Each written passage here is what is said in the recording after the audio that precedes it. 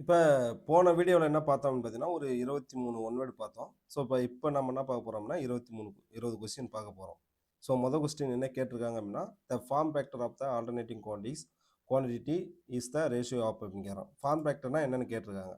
சரிங்களா? Form ஃபேக்டருக்கான formula என்ன அப்படின்னு பார்த்தீங்கன்னா, form factor equal to RMS வேல்யூயும் ஆர்எம்எஸ் வேல்யூக்கும் ஆவரேஜ் வேல்யூக்கும் இடையில உள்ள ரேஷியோ தான் வந்து என்ன ஃபார்ம் ஃபேக்டர். சரிங்களா? இதோடைய மதிப்பு எவ்வளோ அப்படின்னா 1.11. சரிங்களா? இதுக்கான ஆன்சர் வந்து எங்கே இருக்குது? RMS value to the average value. Answer D right. அதுக்கு அடுத்த கொஸ்டின் என்ன கேட்குறாங்க? The resonance frequency to the band with series resonance circuit. அப்போ ஒரு சீரிஸ் ரெசோனன்ஸ் சர்க்யூட்டில் வந்து ரெசோனன்ஸ் ஃப்ரீக்வன்சிக்கும் பேண்ட் வித்துக்கும் உள்ள டிஃப்ரென்ஸ் நம்ம என்ன சொல்லணும்னா கியூ ஃபேக்டர்னு சொல்லுவோம். கியூ ஃபேக்டருக்கான ஃபார்முலா என்னன்னு பார்த்தீங்கன்னா எஃப்ஆர் டிவைடு பேண்ட் வித். சரிங்களா? Answer A. அதுக்கு அடுத்த கொஸ்டின் கேட்குறாங்க. A figure 1 represent star network 3 equal resistance of each 5 ohm அப்படின்னு சொல்கிறாங்க. அதாவது 5 ஓம் இருக்குது. ஈக்குவலண்ட் ஆஃப் ஃபிகர் 2 அதை வந்து நம்ம ஃபிகர் 2க்கு மாற்றுறோம், ரெண்டாவது ஃபிகருக்கு மாற்றும்போது compromise of the 3 equal resistance each equal to எவ்வளோ ஈக்குவலாக இருக்கும் அப்படின்னு கேட்குறாங்க. ஒருவேளை நம்ம சொன்ன மாதிரி தான் ஸ்டார்லேருந்து டெல்டாவாக இருந்துச்சு அப்படின்னா நேரடியாக நம்ம என்ன பண்ணுறோம்னு பார்த்தீங்கன்னா 3ஆல் பிரிக்கலாம். ஸ்டார் டு டெல்டானா ரெசிஸ்டன்ஸோடைய வேல்யூ ஈக்குவலாக இருந்துச்சுன்னா 3x R அப்படின்னு போட்டோம்னா 3x R எவ்வளோ? 5 15 ஓம். ஒருவேளை டெல்டா டு ஸ்டாராக இருந்துச்சுன்னா, சரிங்களா, டெல்டா டு ஸ்டாராக இருந்துச்சு அப்படின்னு பார்த்தீங்கன்னா அந்த ரெசிஸ்டன்ஸோடைய மதிப்பை வந்து 3ஆல் வகுத்துக்கணும். இதனால் தெரிஞ்சுக்கிங்க. 3 5 15 ஆப்ஷன் பி ரைட்டு. அதுக்கு அடுத்த கொஸ்டின் கேட்குறாங்க. For the equivalent circuit value of ABC, அதாவது ஏபிசி அந்த ரெசிஸ்டன்ஸோட வேல்யூ வந்து கேட்குறாங்க. அப்போ இங்கே என்ன கொடுத்துருக்காங்க? 3 9 4.5 கொடுத்துருக்காங்க. அப்போ இது வந்து R1, R2 4.5, இது வந்து R3. இதை கண்டுபிடி சொல்கிறாங்க. இப்போ இதை நம்ம எப்படி எடுத்துக்கலாம் அப்படின்னா, இது 1வது பாயிண்ட்டு, இது 2வது பாயிண்ட்டு, 3வது பாயிண்ட்டு. இப்போ நம்ம இதை ஏபின்றத வந்து RABன்றத வந்து நம்ம என்ன பண்ணுறோம்? R12ன்னு எடுத்துக்கிறோம். RPCன்றத வந்து R23ன்னு எடுத்துக்கிறோம். RCA இல்லை ஏசின்னு இருக்குது இல்லையா, அதை வந்து R31 எடுத்துகிறோம். இது ஏன்னா ஒரு ஃபார்முலா ஈஸியாக போகிறதுக்காக தான் அப்படி எடுத்துக்கிறோம். அப்போ நம்ம R12க்கான ஃபார்முலா என்ன போடலான்னு பார்த்தீங்கன்னா, R1ஐயும் R2யும் பெருக்கணும். R1 × R2 ப்ளஸ்ஸு R2யும் R3யும் பெருக்கணும். R2 × R3, R3யும் R1ஐயும் திரும்ப பெருக்கணும். பெருக்கிட்டு R3யும் R1ஐயும் பெருக்கிட்டு இது கீழே R12 வந்துச்சுன்னா எது இல்லையோ அதை போடணும். R3 இல்லை, R3 இல்லை. அப்போ R1உடைய மதிப்பு எவ்வளோ? 3. அதுக்கப்புறம் R2உடைய மதிப்பு 4.5. அதேமாதிரி இங்கே பார்த்தீங்கன்னா R2உடைய மதிப்பு 4.5, R3உடைய மதிப்பு வந்து 9. R3உடைய மதிப்பு 9, இங்கே 3. அப்போ 3 × 4.5 எவ்வளோ அப்படின்னு பார்த்தீங்கன்னா 13.5. அதேமாதிரி 4.5 × 9ன்னா 9 36, 9 அரை 4.5, அப்போ 40.5. சரிங்களா? அதுக்கப்புறம் 9 3 27, இதெல்லாம் கூட்டினா எவ்வளோ வரும்? மேலே கீழே வந்து 4.5. அதாவது ஆப்போசிட் என்ன இருக்குது? R3உடைய வேல்யூ 9. 9 போட்டுக்கிறோம். அப்போ மேலே வந்து 81, கீழே வந்து 9. அடித்தா எவ்வளோ வரும்? 9 வரும். எதோடைய மதிப்பு 9? RABயோடைய மதிப்பு 9. அதேமாதிரி RB இருந்தால் அதே தான். அதாவது R23க்கான மதிப்பு அதே தான். இங்கே 23ன்னு வரும். இது எதுவுமே மேலக்கு எதுவுமே மாறாது. ஆனால் கீழே என்ன மாறும் அப்படின்னா எது இல்லையோ அந்த மதிப்பு R1 மாறும். அப்போ என்னது? மேலக்கருடைய வேல்யூ வந்து 81, கீழே வந்து R1உடைய மதிப்பு எவ்வளோ? 3. 81 / 3 எவ்வளோ அப்படின்னு பார்த்தீங்கன்னா 27. சரிங்களா? அதே மாதிரி வந்து RCAன்னு போகும்போது அப்போ என்னது? R31, இதில் எது இருக்குது? R2 இருக்குது. R2உடைய வேல்யூ 4.5. 4.5 எங்கே இருக்குது? இங்கே இருக்குது.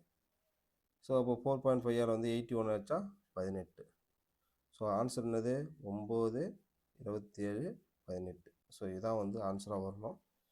எங்கே இருக்கு? 9 27 18. Option D right. சரிங்களா? அதுக்கு அடுத்து கொஸ்டின் கேட்குறாங்க. A coil of resistance 10 ohm. ஒரு காயில் இருக்குது, அதோடைய ரெசிஸ்டன்ஸ் வந்து என்னது? 10 ஓம். சரிங்களா? அதேமாரி இண்டக்டன்ஸ் காயில்னாவே இண்டக்டன்ஸ் இருக்கும். இண்டக்டன்ஸோட வேல்யூ தரல. ஆனால் இந்த சர்க்யூட் வந்து என்னென்னா ஒரு ரெசனன்ஸ் சர்க்யூட் தான், அதாவது ஒரு டிரான்சியன்ட் சர்க்யூட் தான் கொடுத்துருக்கான். இதில் டைம் கான்ஸ்டன்ட் வந்து டி வந்து பார்த்தீங்கன்னா 0.2ன்னு கொடுத்துட்டான். அப்போ ரெசனன்ஸ் சர்க்யூட்டில் வந்து டைம் கான்ஸ்டன்ட்டுக்கான ஃபார்முலா என்னென்னா ஆர்எல் சர்க்யூட்டாக இருந்தால் L/R.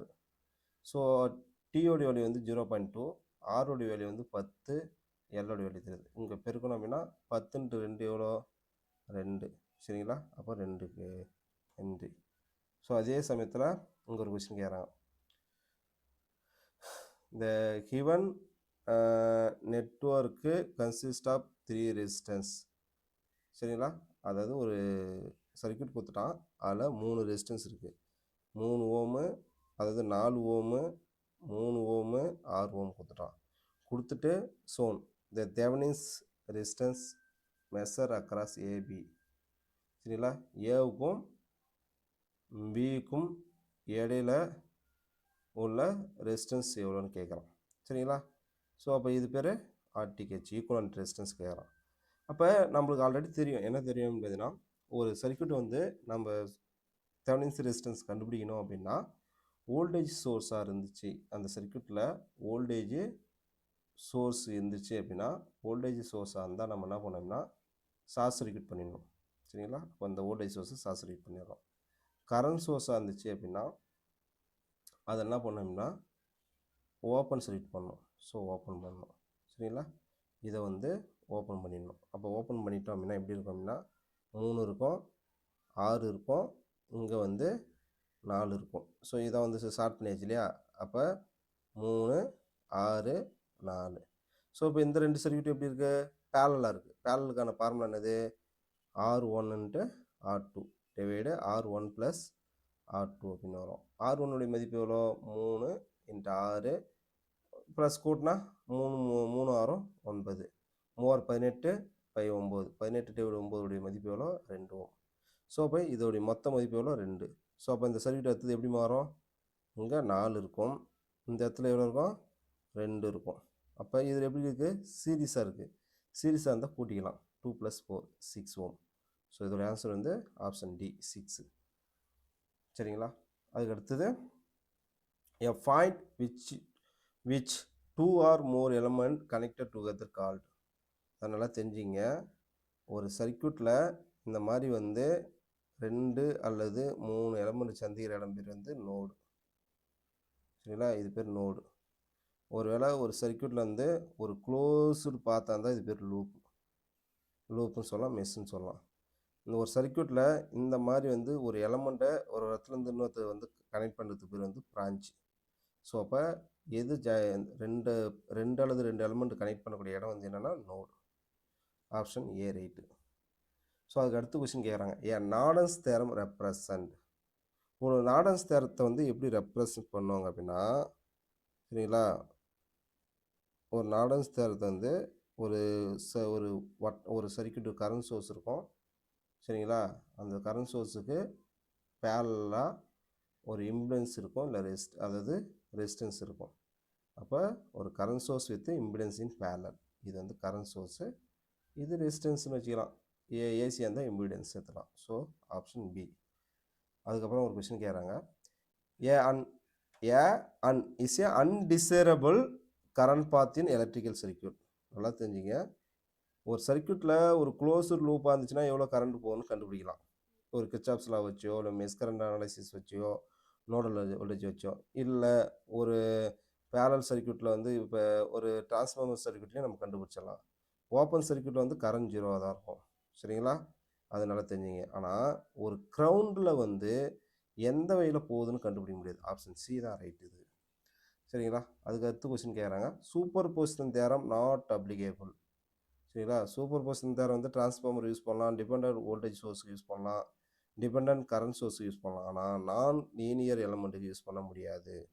ஸோ இதுதான் ஆன்சர் ரைட்.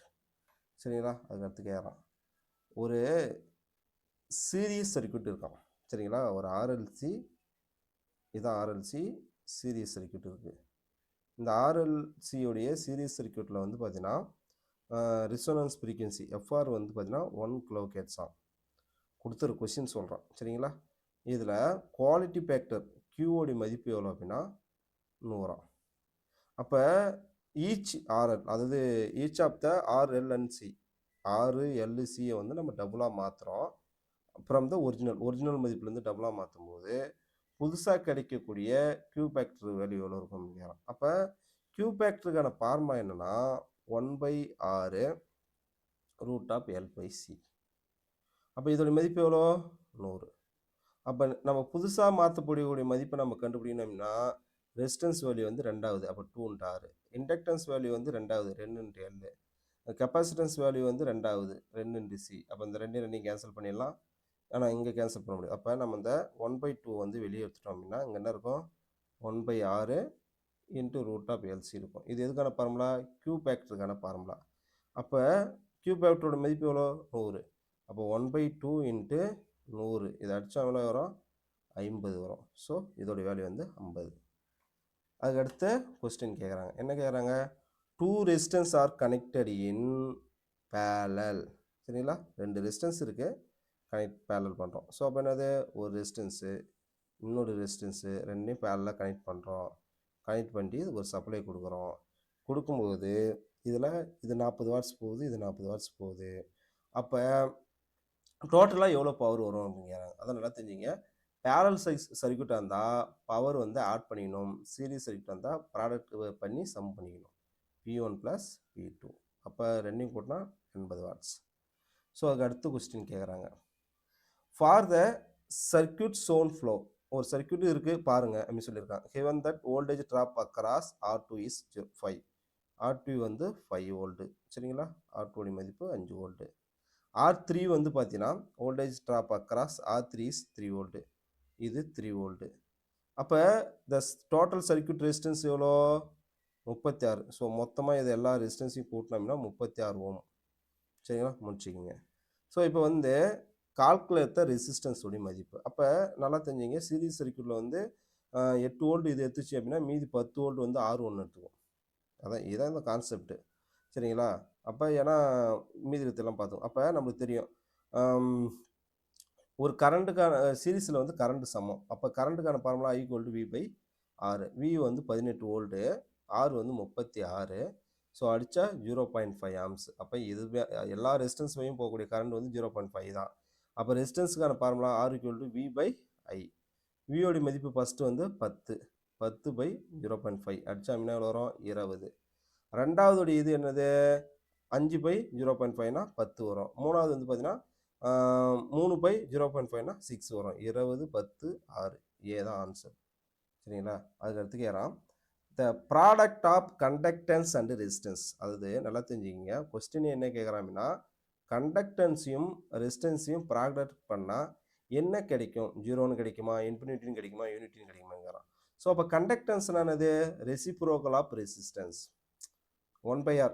G = 1/R. அப்போ ஜிக்கான ஃபார்முலா என்னது 1/R. இங்கே 6 இருக்குது.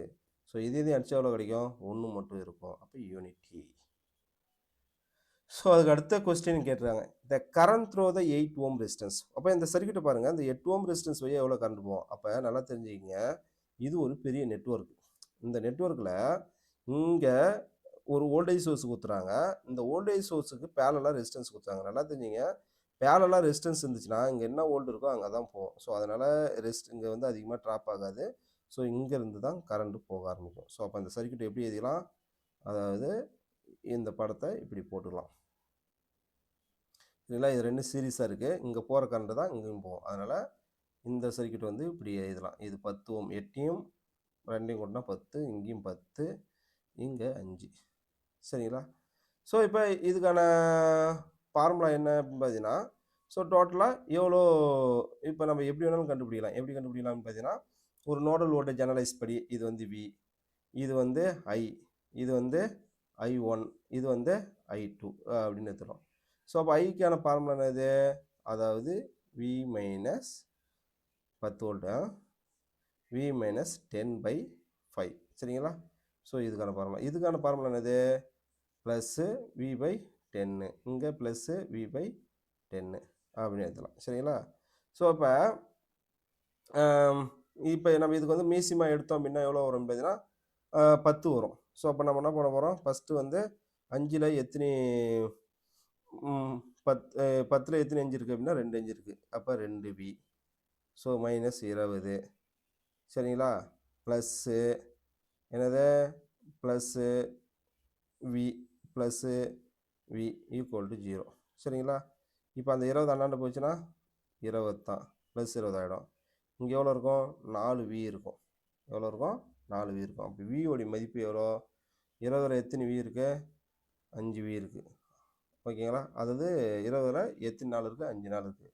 இங்கே இருக்கிற வோல்டேஜோடைய மதிப்பு 5 சரிங்களா. அப்போ நம்ம இதுக்கு கரண்ட்டு கண்டுபிடிக்கணுமா, அப்போ நம்ம என்ன கண்டுபிடிக்கணும், இந்த இடத்துல 5/10 5/10னா எவ்வளோ அப்படின்னா இதில் போகிற கரண்ட்டு 0.5 ஆம்ஸ்.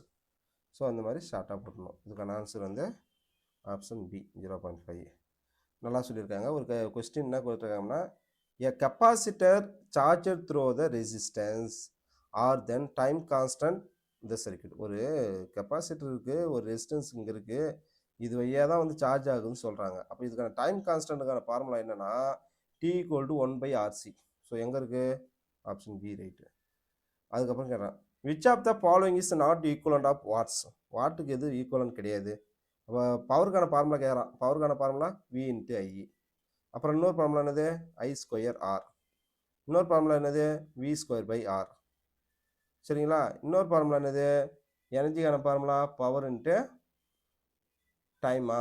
அப்போ நம்மளுக்கு என்ன தேவை, பவருக்கான ஃபார்முலா தேவை. அப்போ எனர்ஜி பை டைம். அப்போ எனர்ஜியோட யூனிட் வந்து ஜூல்ஸு, ஜூல்ஸ்/செகண்ட் அப்படின்னு சொல்லலாம். அப்போ இந்த வோல்டேஜோட யூனிட், கரண்டோட யூனிட் என்னது ஆம்பியர் மாற்றி கொடுத்துருக்கான். வோல்டேஜோட unit volt. So first right. ரெண்டாவது ஆம்பியர் ஸ்கொயர், ஆம்பியர் ஸ்கொயரு அப்படின்னு என்னது கரண்ட்டை ஸ்கொயர் பண்ணுறான். இந்த ரெசிஸ்டன்ஸ் இருக்குது, இது ரைட்டு. மூணாவது பார்க்கலாம். நாலாவது வந்து ஜூல்ஸ்/செகண்ட், இது ரைட்டு. அப்போ ஆப்ஷன் சி இதுதான் வந்து தப்பான இதுதான் தவறானது எதுன்னு கேட்குறான். அதுக்கு அடுத்து கொஸ்டின் கேட்குறான், ohm is unit of following except. இங்கே இருக்கிறதுல வந்து எது வந்து எதுக்கு வந்து யூனிட் வந்து ஓம் இல்லை அப்படின்னு கேட்குறான். அப்போ இண்டக்டிவ் ரியாக்டன்ஸ் எக்ஸலுக்கு யூனிட் வந்து ஓம் தான்.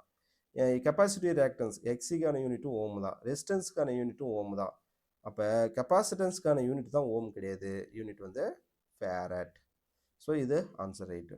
ஸோ அதுக்கு அடுத்து ஒரு கொஸ்டின் கேட்குறான். என்ன கேட்குறான், change in the resistance of conductor increase, it is the length 3 times. அதாவது ஒரு ரெசிஸ்டன்ஸு ஒரு கண்டக்டர் இருக்குது அப்படின்னா இந்த கண்டக்டருடைய லென்த்தை வந்து 3 மடங்கு அதிகமாகிறோம். அப்போ வந்து எவ்வளோ இருக்கும், ரெசிஸ்டன்ஸ் எவ்வளோ இருக்கும் அப்படின்னா R ஃபார்முலா என்னது ρL/A. அப்போ லென்த்தை இன்க்ரீஸ் பண்ணால் ரெசிஸ்டன்ஸும் இன்க்ரீஸ் ஆகும். 1 டைம் இன்க்ரீஸ் பண்ணால் 1 டைம் இன்க்ரீஸ் ஆகும். 2 டைம் இன்க்ரீஸ் பண்ணால் 2 டைம் இன்க்ரீஸ் ஆகும். 3 டைம் இன்க்ரீஸ் பண்ணால் 3 டைம் இன்க்ரீஸ் ஆகும். Option C. ஸோ அதுக்கு அடுத்த question, ripple factor is the ratio of. ரிப்பிள் ஃபேக்டர்னா என்னது, இப்போ ஒரு இது இருக்குது, ஒரு டிசி சப்ளை இருக்குது. இந்த டிசி சப்ளையில் வந்து இந்த மாதிரி வந்து பல்ஸ் வந்து எத்தனை டைம் வருதோ இதுதான் வந்து ரிப்பிள் ஃபேக்டர் சரிங்களா. அப்போ ஒரு ஒரு ஒரு ஆஃப் சைக்கிளில் வந்து 3, ஒரு ஃபுல் சைக்கிள் வந்து 2 வந்துன்னா 2, ஒரு 6 வந்துச்சுன்னா 6. அப்போ ரிப்பிள் ஃபேக்டர்ன்றது என்னென்னா ஆர்எம்எஸ் வேல்யூக்கும் டிசி வேல்யூக்கும் இடையில் வருது சி. ஸோ இதே தான் சரிங்களா. அதுக்கு அடுத்த கிளாஸில் நம்ம பார்க்கலாம்.